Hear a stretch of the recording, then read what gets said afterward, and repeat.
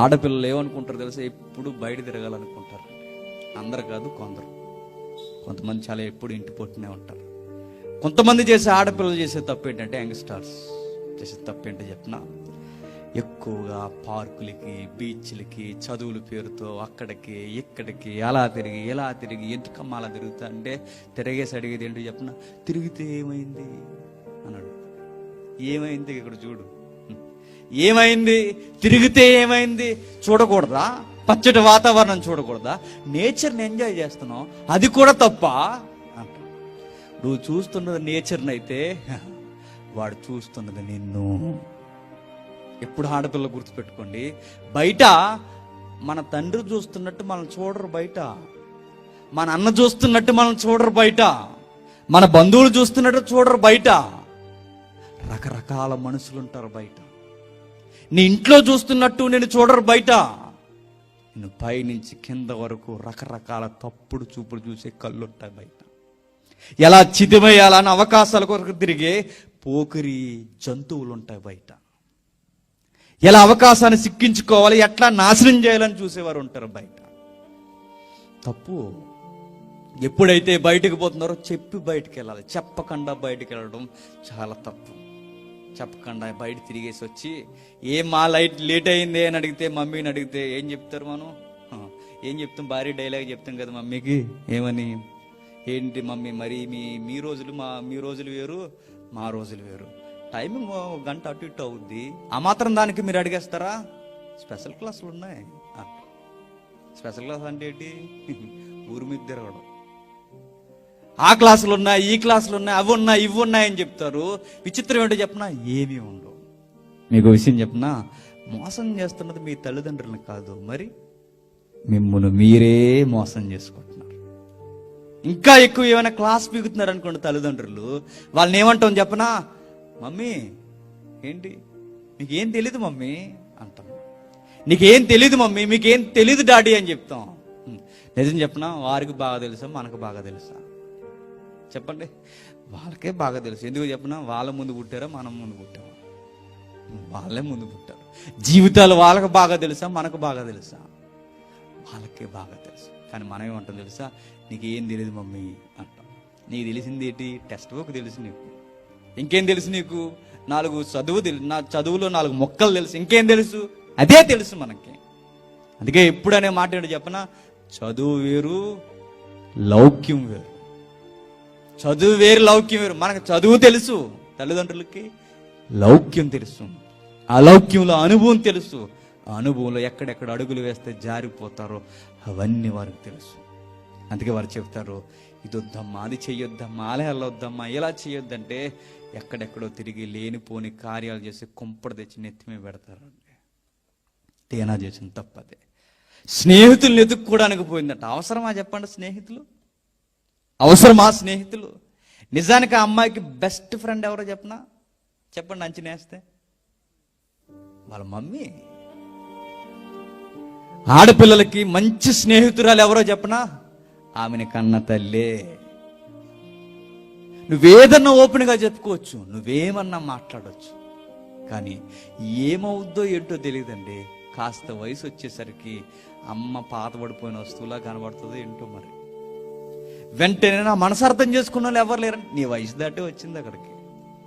నీ వయసు, నీ అనుభవాలన్నీ దాటి అక్కడికి వచ్చింది. కానీ నా సమకాలికులకి, నా సమూజ్జున్న వారికి నేను చెప్పుకుంటానని ఎక్కడైతే ఎవరికి చెప్పుకోవాలో అక్కడ మానేసి బయటకు పోయి చెప్పుకుని స్నేహితుల్ని ఎత్తుకుంటారో వాళ్ళు ఎంత కొంపలు ముంచాలో అంతా ముంచుతారు. కాదా చెప్పండి? గుట్టుగా బతికే ఆడపిల్లల్ని రోడ్డుకి ఇచ్చి లేనిపోని ఎంకరేజ్ చేసేది ఎవరు? స్నేహితులు కదా చెప్పండి. వాళ్ళే ఏమంటారు చెప్పన? బయట నీకేం కాదు, మేము ఉన్నాం కదా, నీకెందుకు, షెల్టర్ కదా, మేము ఇస్తాం కదా, మనీయే కదా, మేము ఇస్తాం కదా, ఏం కాదు, బయటకు వచ్చింది అని చెప్తారు.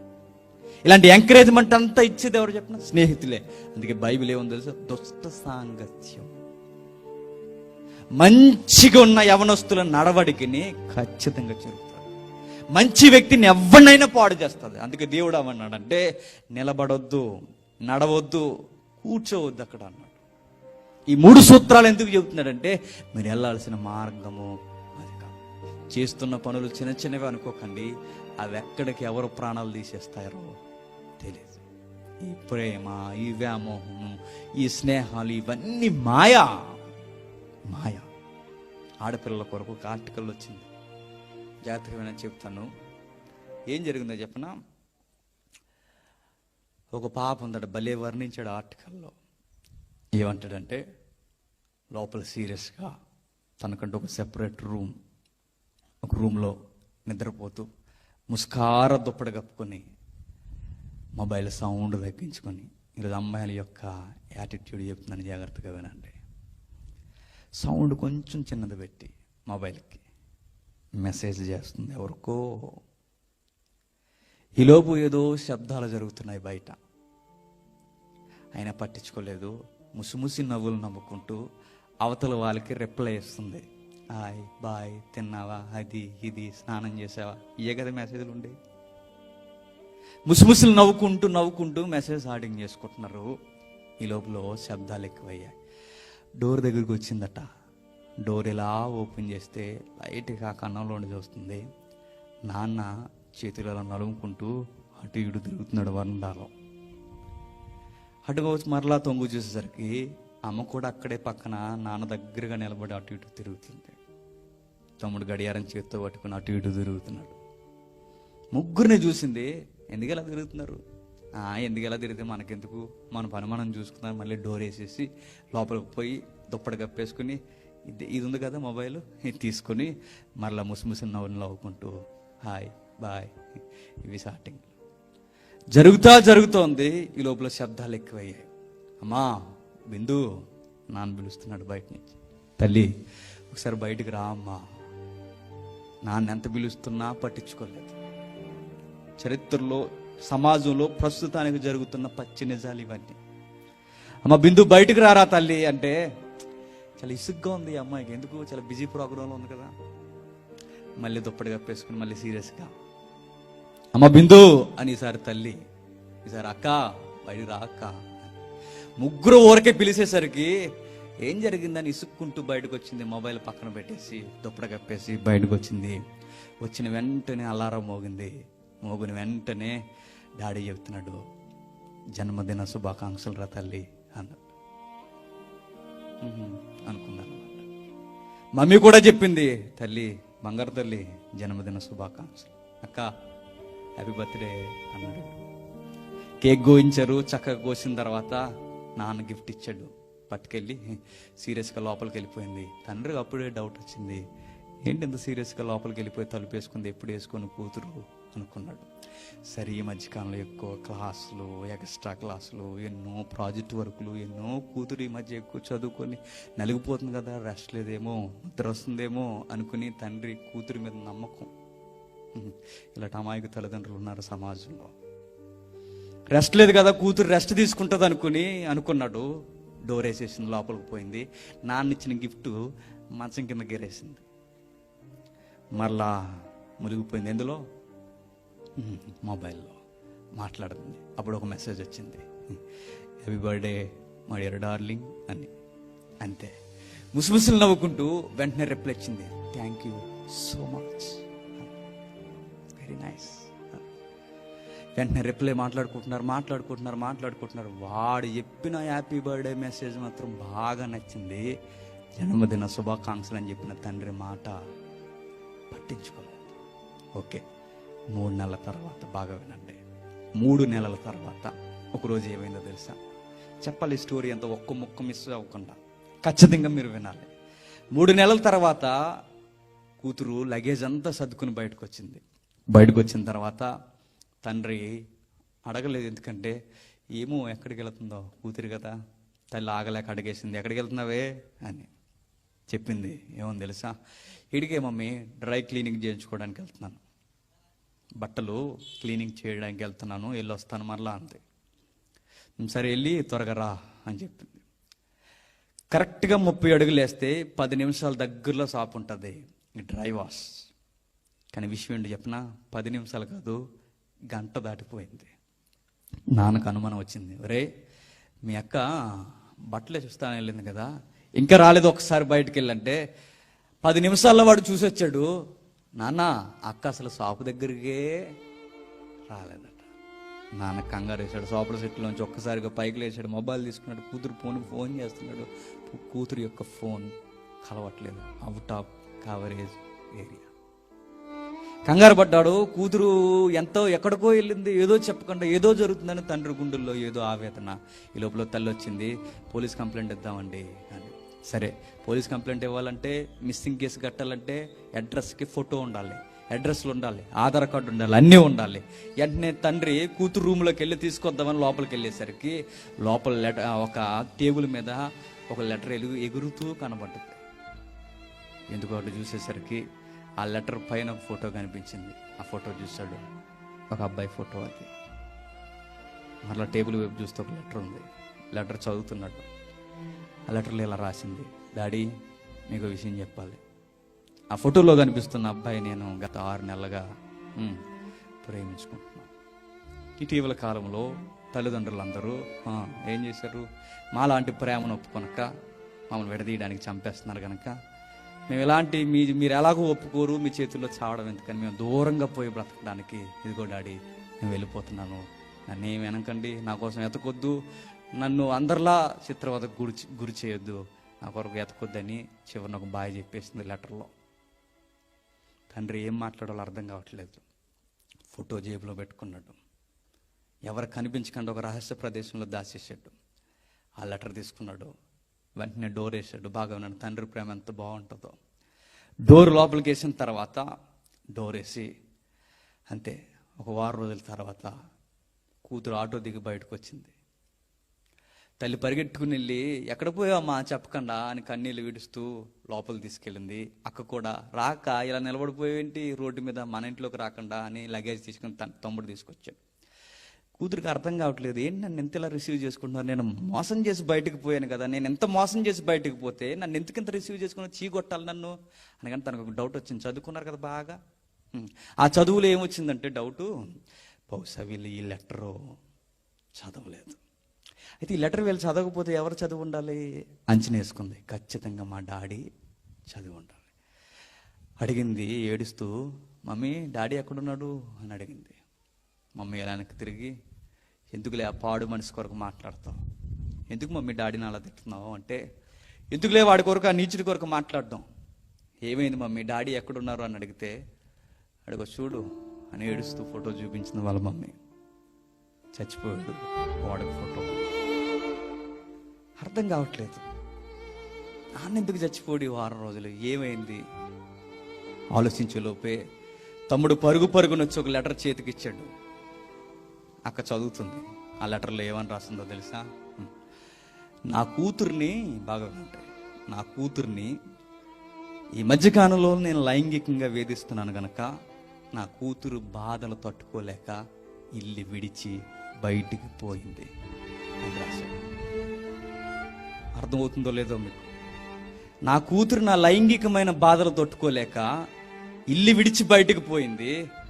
ఎప్పుడైతే బయటికి పోయిందో నా కూర్చొని అందరికీ తెలిసిపోద్దని నేను ఆత్మహత్య చేసుకుంటున్నానని ఊరుకు పోసుకొని చచ్చిపోయాడు.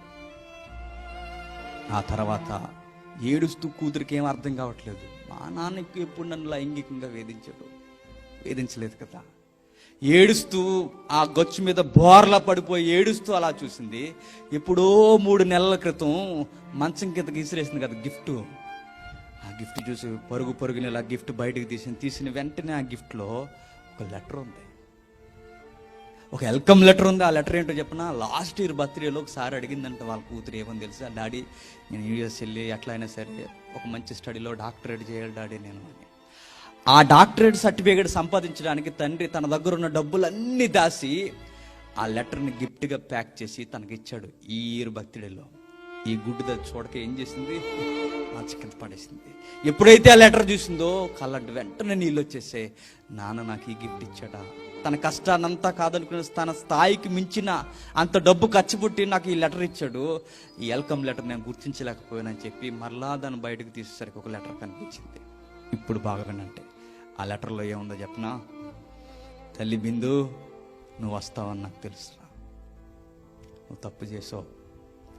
నువ్వు తప్పు చేసావన్న సంగతి నువ్వు రాసిన లెటర్ నేను చదివాను, నేను మాత్రమే చదివాను, ఎవరు చదవలేదు. ఏమని రాసావు లెటర్లో, నేరా కన్నా అని రాశాడు ఆ లెటర్లో. ఏమని రాసావు? ఏంటి, నన్ను ఒక కసాయి తండ్రితో పోల్చావు కాదు. నీ ప్రేమను ఒప్పుకోనని, నీ ప్రేమను నేను సపోర్ట్ చేయనని ఎవడో చంపేసిన కసాయి వాడుతో నన్ను పోల్చావు. బాగా అర్థం చేసుకున్నావు తల్లి నన్ను. ఇంకా మాట్లాడుతూ ఇలా అన్నాడు, ఏమన్నా తెలుసా, ఏంటి నేను సరిగ్గా పట్టించుకోవట్లేదు. నేను ఒక మాట అడుగుతాను తల్లి, పట్టించుకోవడం అంటే ఏంటి? అసలు ఏంటి పట్టించుకోవడం అంటే? అసలు కేర్ తీసుకోవట్లేదన్న పదాలు నీ లెటర్లో వాడావు కదా, కేర్ తీసుకోవడం అంటే ఏంటి అని అడిగితే ఏమని సమాధానం ఇచ్చాడు తెలుసా తండ్రి? ఎవడో ముక్కు ముఖం తెలియనివాడు 6 నెలల క్రితం పరిచయం అయ్యి ఉదయాన్నే ఫోన్ చేసి టిఫిన్ చేసావా, లంచ్ చేసావా, డిన్నర్ చేసావా అని 3 పూట్లు అడిగేసరికి నువ్వేమనుకున్నావు తెలుసా? నన్ను చాలా కేర్ తీసుకుంటున్నాడు అనుకున్నావు.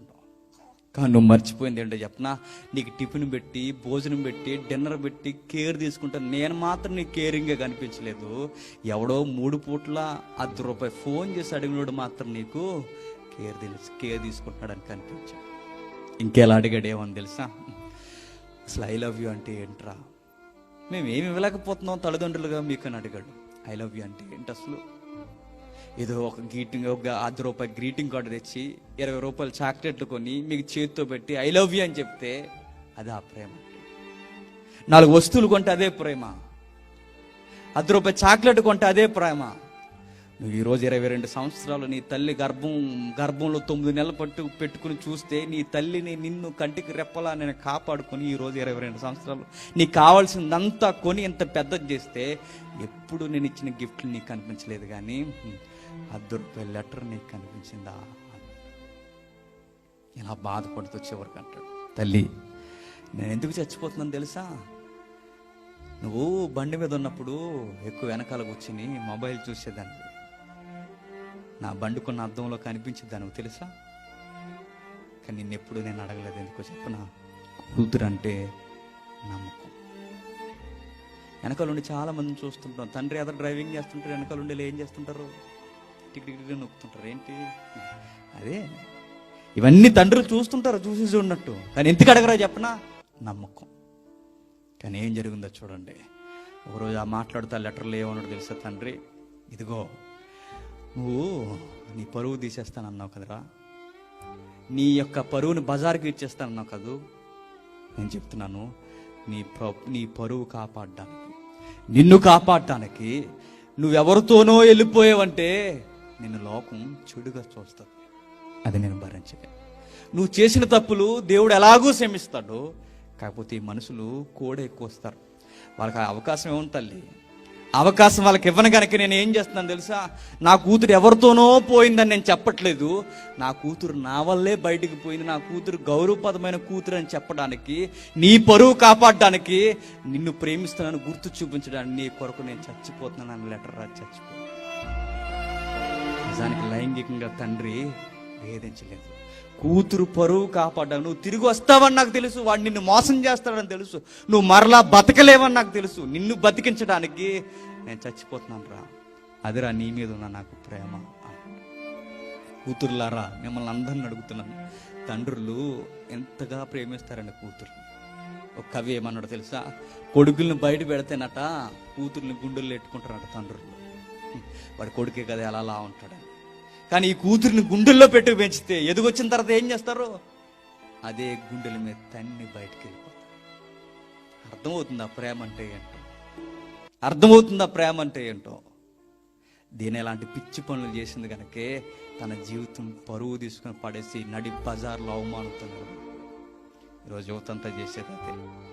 ప్రేమ అనే మాయలో పడిపోయి తల్లిదండ్రులు చదువుకోమని ప్రేమించి వాళ్ళని వాళ్ళ భవిష్యత్తుని బాగా ఆలోచించి ఇలా పంపిస్తే చేసే తప్పుడు కార్యక్రమాల వల్ల ఎంతగా చిదిగిపోతుంది.